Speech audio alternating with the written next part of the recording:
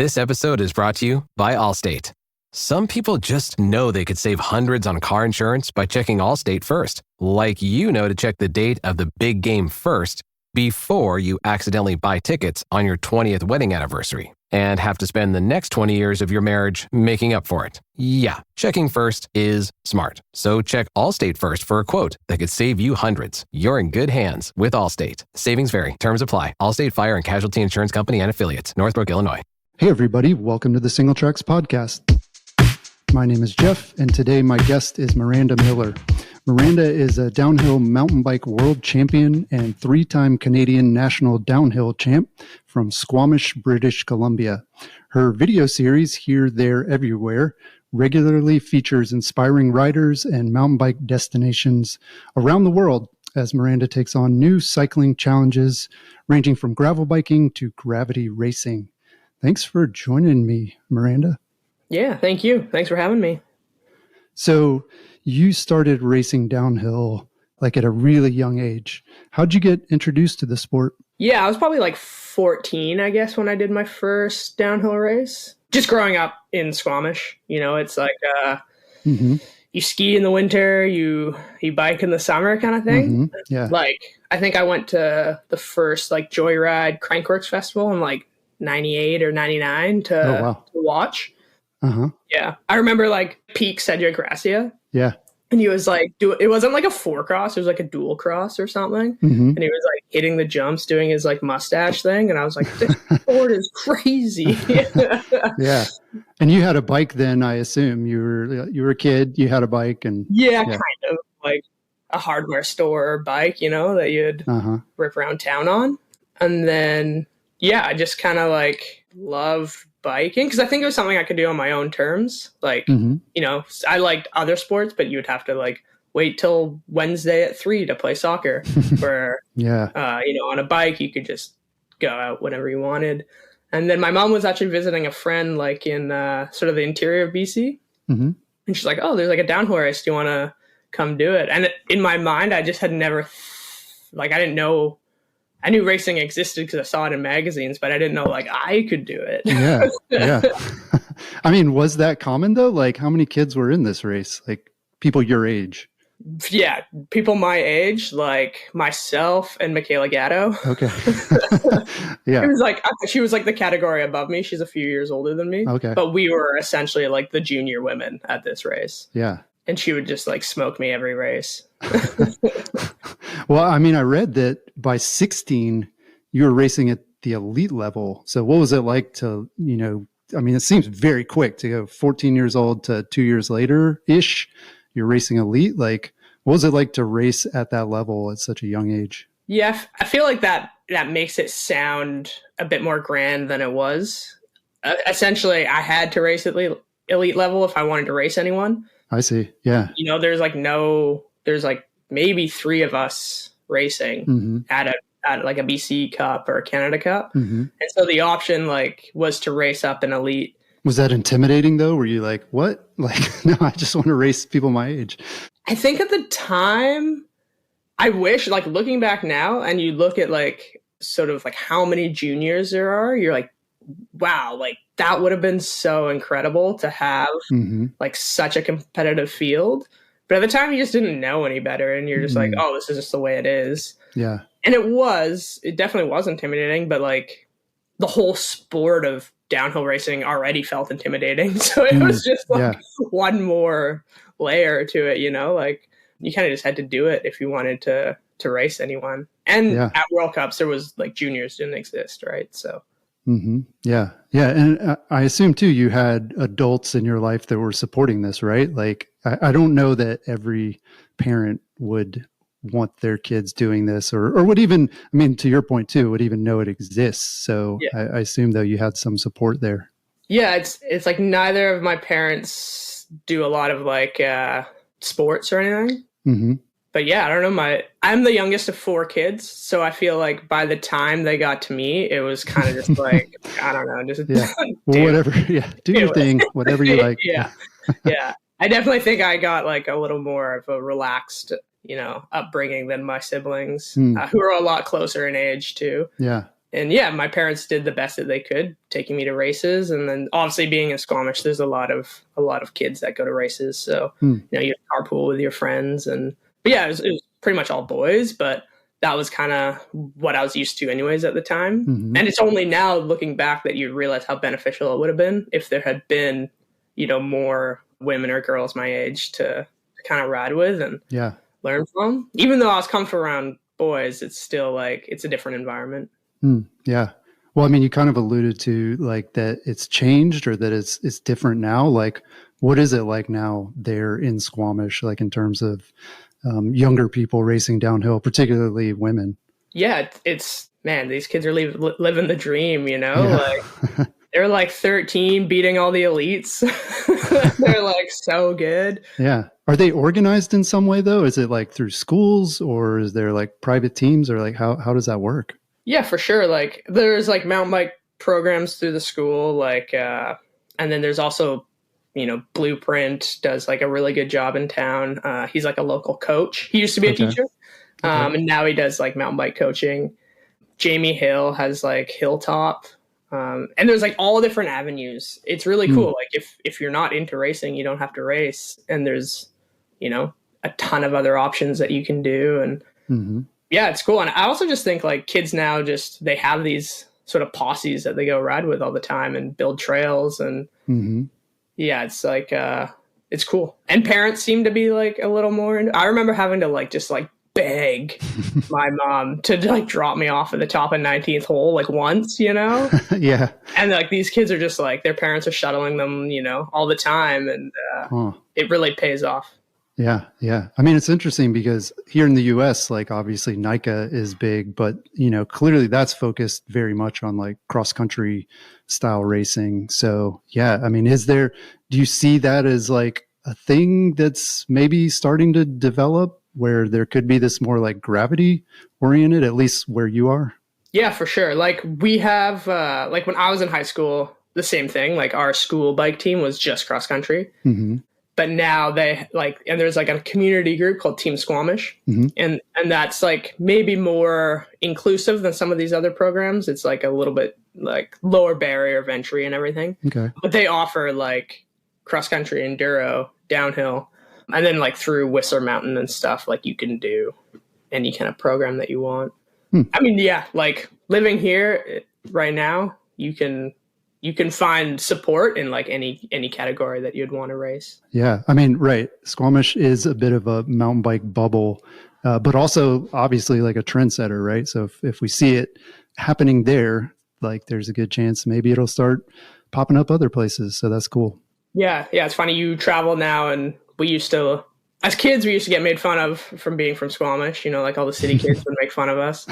Or now you can be like anywhere in the world and be like kind of explaining where you're from. You're like, oh, like north of Vancouver. And people are like, oh, like Squamish. And you're like, yeah. Yeah. How'd you hear about that? Yeah. That's cool. So in 2019, I believe you fully switched from racing downhill to enduro. So what was sort of the biggest difference for you between the two formats of racing?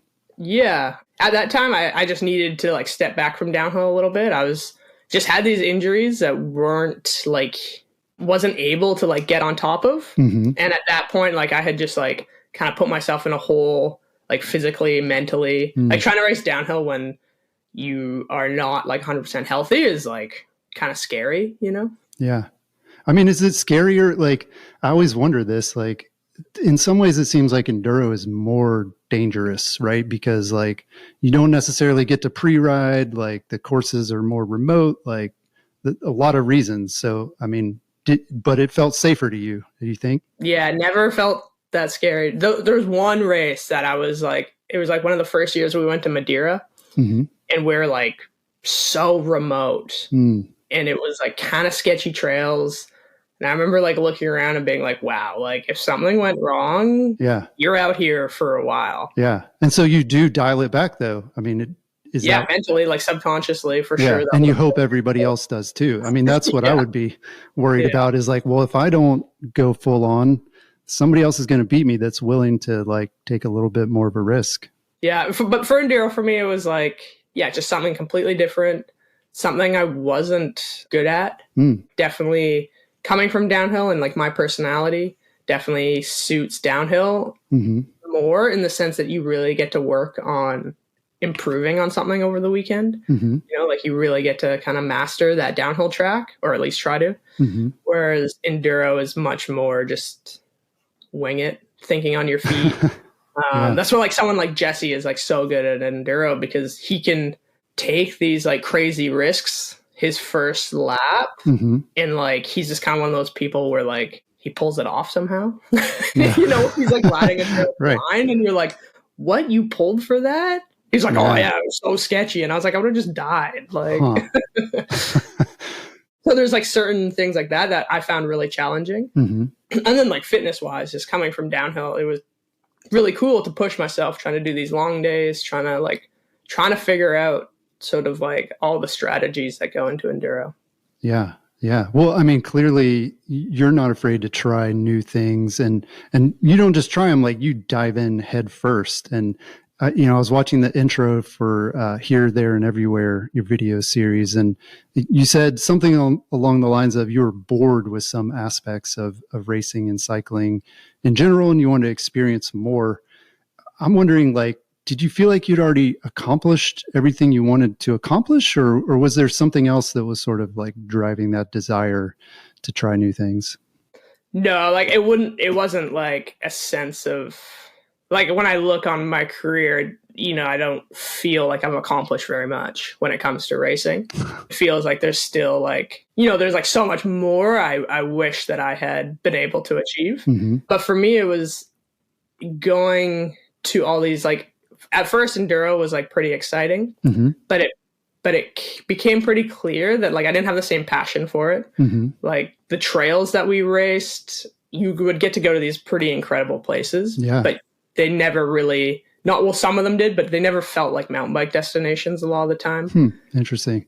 You know, like incredible that we get to go to Zermatt. There's like no bike trails in Zermatt. There's like, you know, and it kind of felt like that, a lot of these locations. And we kept going back to them, and I just felt like I was just doing it because I didn't know what else to do. And then also you would go to like these incredible locations and then just ride these like 4 hiking trails and not get to see really where you were or meet the people who built or, you know, like you never got to like really embed yourself in any of the communities. And I was like, man, I should take advantage of all this like opportunity I have to like see the world, but like experience it a little bit more. And there's also like a lot of talk at the time about, just sort of ironic looking at where we are like in this state of enduro right now, but there's a lot of talk with my sponsors about like what value I was bringing by racing these enduro races. And like, you want to, when you're in that position, you want to like try and like justify the value, but like inside I knew, I was like, there's like no value to this. Like, I mean, you're hard on yourself though, right? Like, I mean, there's value in winning a race, but then there's also like, lots of other factors, I guess. And I guess, but at the time, it didn't feel very fulfilling. I was like, I don't know, I'm like 8th, you know, like, which is like awesome. Like anybody top 10 would be like, all right, I've arrived. But yeah, you're like, if people even know that I'm here, you know, I just felt like there was something I could be doing that I might enjoy more and might like maybe connect myself more with the community of mountain biking. Yeah. Well, I mean, you mentioned it, like as a professional mountain bike racer, clearly you're able to travel all over the world. And in this new video series, I mean, not new, you've been doing it for a couple of years now, I think. You visit and ride in places like Japan, Bolivia, Tasmania. What are some of your favorite trails or destinations that you've ridden over the years? Where are the places you want to go back to that you've been? Yeah, good question. Honestly, I want to go back everywhere. Honestly, I think it's hard to say, like that's what's so cool about the Here, There, Everywhere is that every episode was like such a unique experience for Graham and I. Graham films and edits them. Every one was like really special in its own way. But I think like last season when we went to Bolivia and we got to ride all the trails built by the Chilitas, who are like the indigenous women there. That trip was like so special to us. Like we had a friend a Bolivian friend, Yannick, who was guiding us, and he's a local, and he's like very passionate about like his local community. And it just gave that trip like an extra layer of, usually when you go somewhere new, you're standing somewhere looking at a mountain, and then you're on Google trying to figure out like what that mountain is, or like where you are.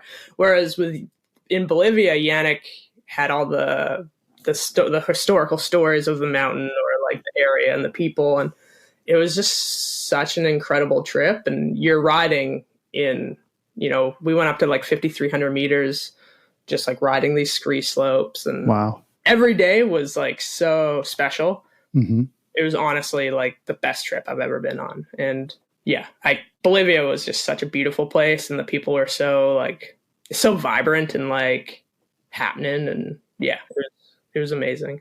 Yeah, that's awesome. I mean, have there been places where you're disappointed, or maybe like it's not what you thought it would be? Because I feel like everybody's interpretation of mountain biking is different around the world, right? Like we all have certain types of trails that we like, or ways we like to ride. Like, has there been places where you're like, oh, this isn't what I thought it would be, or isn't, as exciting as maybe the internet has made it seem? Yeah, it's funny because like when we're planning these episodes, it is like a pretty big risk, like especially Bolivia. You couldn't find any information on these trails. Yeah. And so we went in fully trusting that I was like, Yannick, are these like, if we come and these trails are like, not good, like, are they just goat trails? I feel like you find that a lot where it's like, oh, we have trails, and you're like, yeah.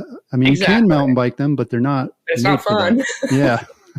So we put like a lot of faith in some of these people, and so far, like everything has worked out. And I feel like part of that is like kind of just like dumb luck. And like there was a few episodes where the storylines didn't go the way that we thought they would. Like usually we try to like storyboard everything a little bit before we go in, so we can like know what to shoot and things like that. Yeah. So a couple episodes like from the second season were just not quite what we had to pivot pretty hard, like in the middle of filming them. Yeah. But that wasn't because of like the terrain being bad. It was just like the story wasn't going in the direction that we thought it was going to go in. Yeah. I mean, was it better in some cases though, where you're like pleasantly surprised, or I don't know. Yeah. Sometimes it's like the best story is when there's like adversity or like some challenge that you face. Yeah, exactly. And it's like you're telling the story. So it's like the story, you can't like fully steer it, you got to be like true to the real story. It just like wasn't what we were expecting.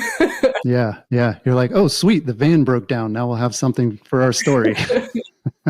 Yeah. Well, so in your videos, a lot of them, you talk about other riders, mountain bikers who inspire you.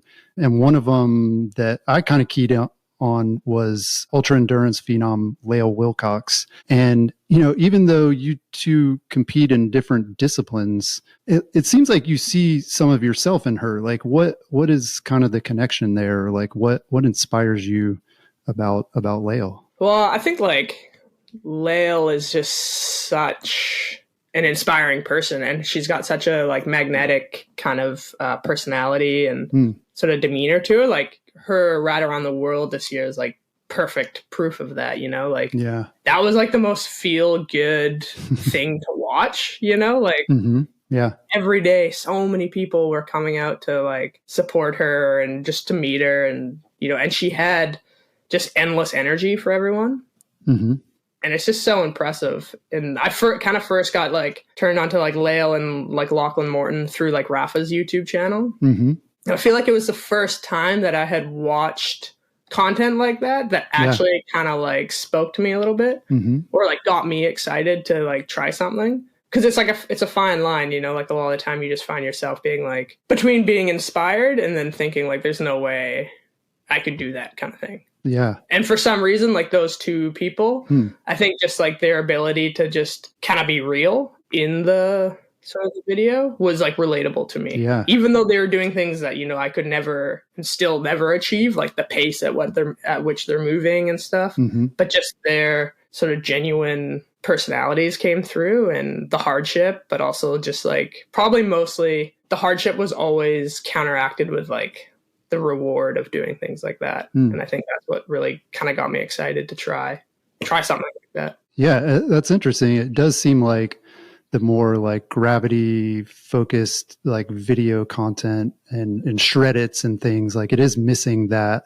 kind of like real component to it. And yeah, I wonder, I mean, does it inspire you in different ways, I guess? Like that kind of content connects with you more than maybe what people are doing on the gravity side? Yeah, maybe because it's like so different.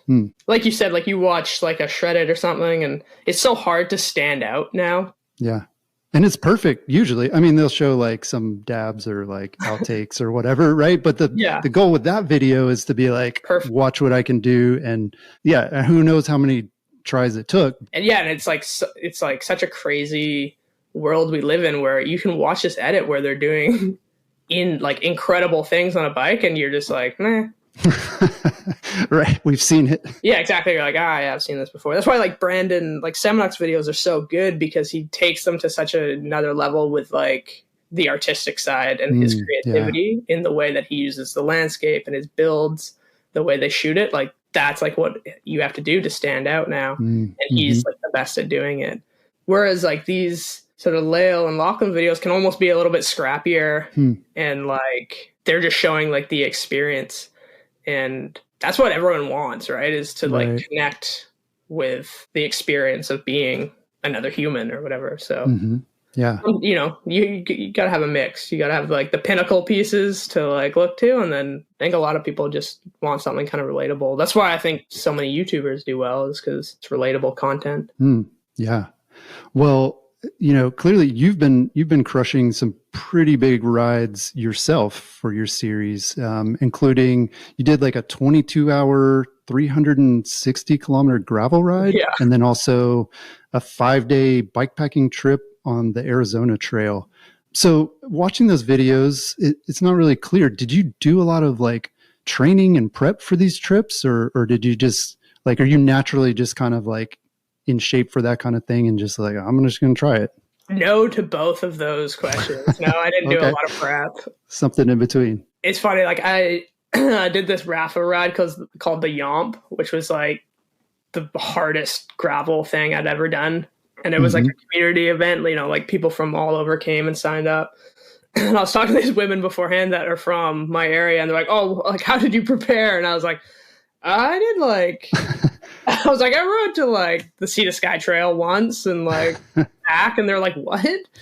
And so I always have plans to prepare for these things, but they come up a lot quicker than, you know, you're ready for. All of a sudden they're like a month away and you haven't done any.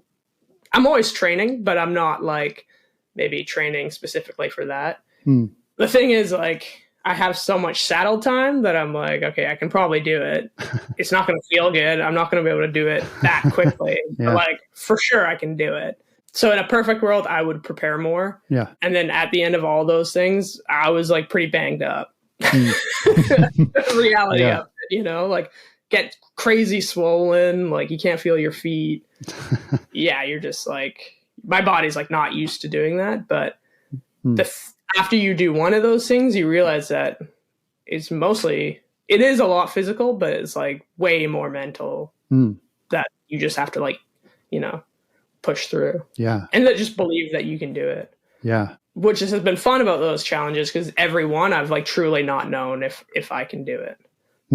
Yeah. Well, I mean, right. Your approach, again, it sounds very relatable, right? I think a lot of us are that way, where we're like, sign up for a thing and we're like, oh yeah, I'm going to train. And then we don't train as much as we thought. I'm curious though, like, where do you think you get that confidence though, to know like, it's going to be fine. Like, I'm going to be able to do this. I don't know if, I think part of it is just like throughout my racing career, I always felt like I left a lot out there. Like most of the time, like so many times I'd finish a race run and it would be like not even close to what I knew I was capable of. And like that feeling is like the worst feeling. Yeah. All you want in a downhill run is knowing that you like tried as hard as you could. Yeah. And you did everything the best that you could. And I never had that very much. And so I think this is almost like a way to like kind of feel that. Just know that you no matter what happens, you just tried as hard as you could kind of thing. And that's like probably the best feeling. So I feel like a lot of it is motivated from knowing that feeling of like not giving it your all. And just like, yeah, it's kind of just like it's a shitty feeling, you know? So it's, that's probably the biggest thing. Cause like a lot of these times I start these rides and I'm like pretty nervous. Cause it's like, especially like the Arizona Trail one, there's a few times I was like in the middle of nowhere. Yeah. By myself riding like some like pretty like not super tech, but like you're like shredding these like trails with like bags and stuff on your bike. And I mean, like I love Graham, like the filmer, but like that guy's not coming to save me, you know? Right. So I'm like, damn, I'm like pretty out here. And definitely like I'm a little bit like on edge and stuff. Yeah. But it's like kind of part of the fun. Huh. Yeah. I mean, I think that's great. Like advice, or I mean, that's a great way to look at things in terms of, will I have regrets at the end of this for, you know, either not finishing or whatever. And that can be a huge motivator for sure. I mean, I've found myself with that same motivation, particularly with bikepacking, where I've had trips where I've like kind of cut them short and, you know, given up prematurely. And then it's like, but for the next one, I'm like, no, I'm going to power through this. And I don't want to have any regrets at the end of it. Yeah, like what did it feel like in that? Like you probably felt so different in the time that you decided to stop, and then like the next day or something, you know? The next day you're like, I'm actually fine. Yeah, exactly. Yeah. Right. Like it wasn't that bad. What am I doing? Yeah. Disappointment. Yeah. In the moment you're like, there's no other option. Right. But at the same time, like I think people too, mountain bikers struggle with the idea of like risk too, right? And, you know, am I pushing myself like into an unsafe situation? And I guess, you know, I'm just thinking then maybe the perspective shifts to any regret about like getting injured, right? Like, do I want to go so far that I'm actually like not going to be able to ride my bike for a year? So yeah, that seems like a fine line. Yeah, for sure. So you mentioned Graham, who does the filming on your series. How involved are you on the creative side of Here, There, Everywhere? So usually like I'll come up with sort of like the episode ideas. Okay. Just based on like athletes that I admire or places that I've sort of seen might have a cool kind of story. And then Graham and I would work. And then SRAM will like kind of go through. And sometimes there's a few things that like SRAM has a couple ideas, or maybe some of our ideas align better with some of SRAM's plans. So we kind of just go through and pick the best ideas. And then Graham and I will sort of develop a bit of a storyboard for them. And then, but as far as like stylizing of the actual episodes, that's mostly Graham, like because he films and directs them and then edits them. So he is definitely in charge of like the overall look of the episode. Whereas I'll do logistics, you know, help develop the storylines, things like that. Yeah. And then like Graham and I we have pretty similar tastes, and we're always like sending videos back and forth of like other people's work, being like, oh, I really like this, or things like that. Yeah. But yeah, no, Graham is also very good at storytelling, like documentary style work. Like I think he's really good at understanding how to fill in a story and what he needs to shoot. We got way better at doing that this last season than like the second season. Yeah. I think we're just like a little more exact with what we wanted to say. When we first started, we're just like, we went with the idea, let's just film everything and then figure it out. Yeah. In season one, you know, it was just the two of us, a little more scrappy. And then that process has been refined a lot over the last 3 years. And I'm really, really stoked on Graham's work. Yeah. Yeah. It's clear a lot of work goes into the editing in particular. Like to me, it really stands out and like makes it really fun to watch. Yeah. Probably some of the best editing I've seen. Oh, wow. In a mountain bike video. So, I'll tell him. Yeah. He'll love that. Yeah. I mean, it's clear though that there's a lot of time that goes into that. And like you said, kind of making a story out of what you've got. I mean, because you don't know going into it necessarily, I guess, what you're going to get, and telling that story. Yeah, it's really important. So I read in an interview you did with Single Tracks in 2020, and you said, the search for perfection is what keeps me motivated and curious. So do you consider yourself a perfectionist? I think I've gotten better at that, but like that was kind of why I love downhill, you know? Yeah. But I think it did. So I would definitely get in my own way a lot of the time. Even riding for a long time, I was always trying to have like what I thought would be like the perfect body position. But then you realize that like you can't ride fast and always be like trying to have this like perfect, you know, like quarter perfectly. Like you're going to have to just develop a natural style. And then that's like how you're going to have to ride your bike. Were you working with coaches or people who were telling you like you weren't doing it right? Or like, how did you even know what was right and what was wrong?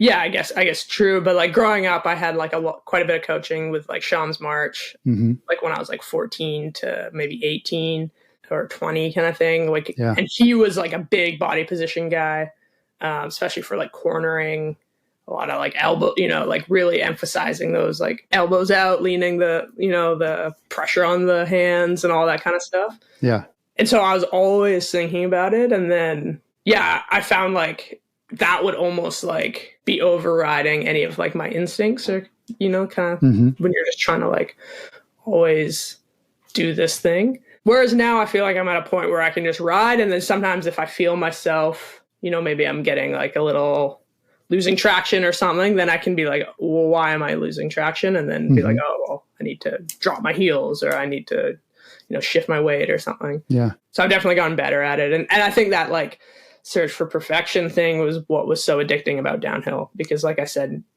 rarely you would ever finish a run and be like, oh yeah, that was perfect. Right. But you wanted it to be perfect. Yeah. Right.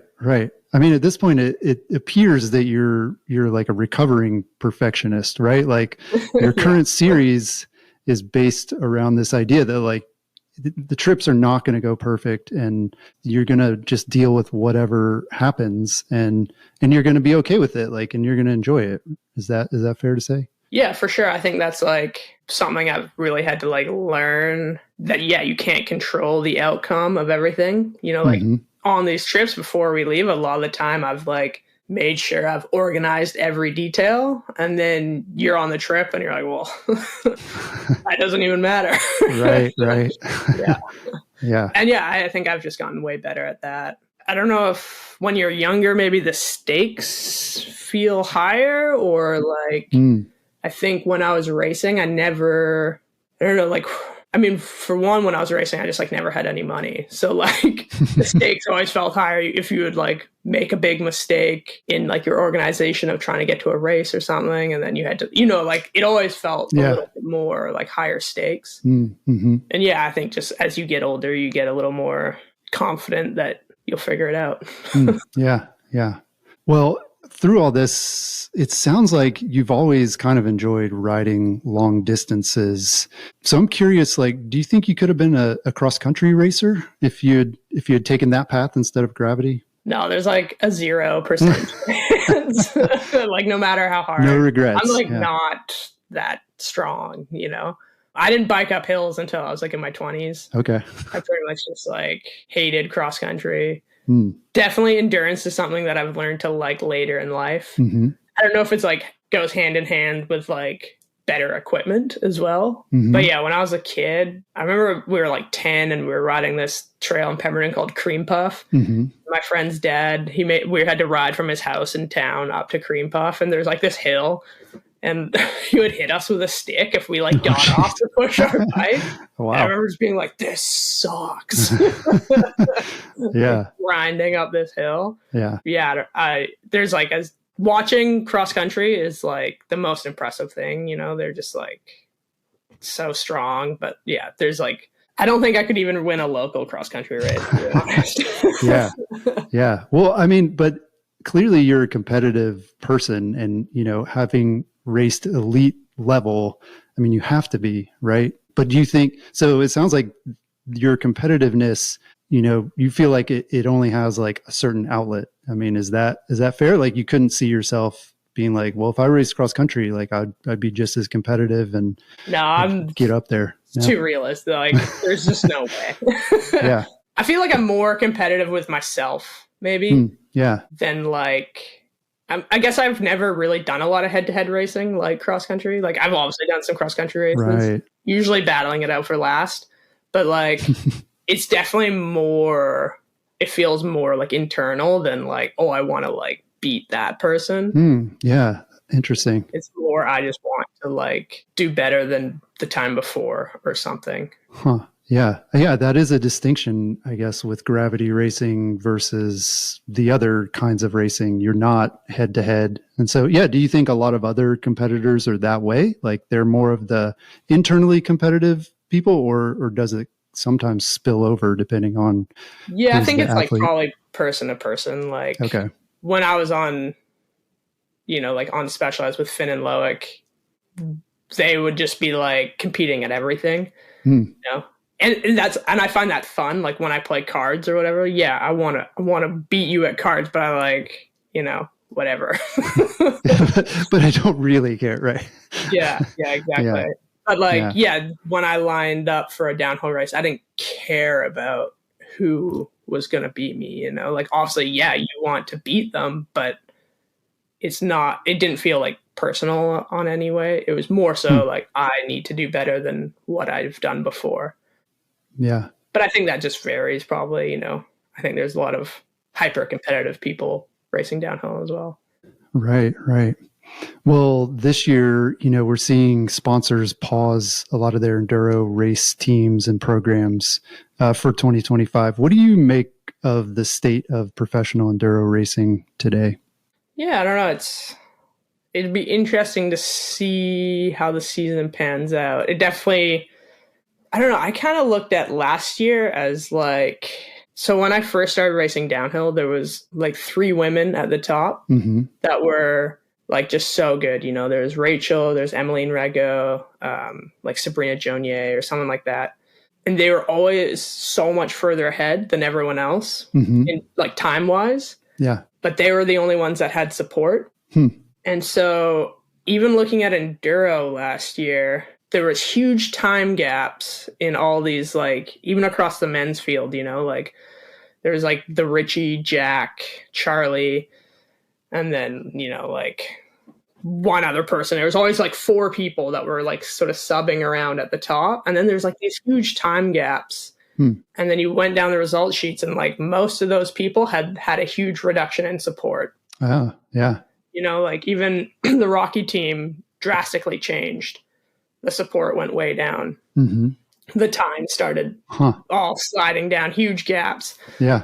And I'm just wondering if like this year that's even going to be an even more extreme. We're just going to watch the 3 people that are still making good money, still on good teams, still have mechanics. We're just going to be following 3 people battle, and then a minute and a half down, there's going to be 10 people instead of 20 people. Yeah. I don't know. Enduro is such a cool discipline. It's just like, I don't know. It was probably never designed. It's never supposed to be on TV, I guess. I don't know. Yeah. I'm not sure. I have no idea. Hopefully it's all good. I mean, Jesse's still racing. Right. Well, I mean, that's interesting. You mentioned how important support is in both enduro and downhill racing at the professional level. Like within that, what's like the most important, or like the 2 most important things that does for the athlete? Like you mentioned mechanics, but is it that, or equipment, or like getting a good night's sleep before the race? Like what is it that helps people when they have that support? Yeah, it's just like a long list of little things that make like a huge difference. It can be as simple as having someone, you break a wheel your last run and then you have to go up for qualifying or something, and knowing that is like a 0 stress situation makes a huge difference. Or, did that person have to work all winter, or were they training all winter? It's like everything that comes with factory support is better than not. Yeah. And it makes a huge difference at the end of the day. Yeah. Makes sense. So tell us, what's next for you personally, and also for the video series? I don't even know.